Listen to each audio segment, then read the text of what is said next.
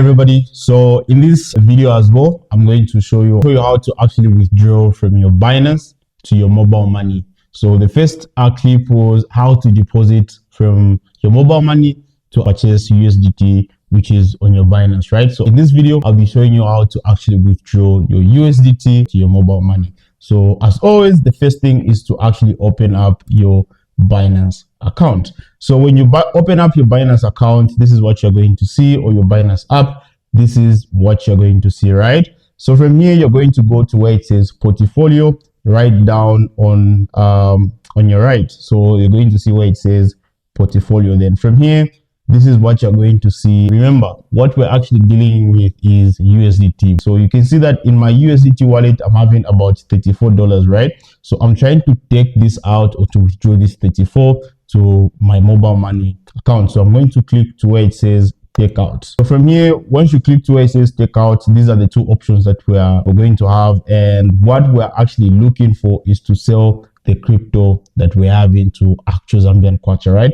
So I'm going to go to where it says sell crypto. So when you click here, like I said, the only thing that we're interested in, it's the USDT. We're not interested in any other crypto wallets. So from here, we can see that this is the USDT. I've got money in the USDT. So I'm going to click on USDT.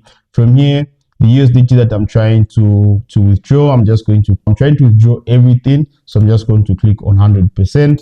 And from here, I'm going to click on done. So from here, we can see that these are the details. We're actually trying to sell 34 USDT our mobile money. So when withdrawing, you're actually going to see Airtel, but still the same. I highly recommend MTN, but for this video, I actually used Airtel, right? So I'm just going to click on where it says Airtel, and we can see that we're actually going to have different rates, right?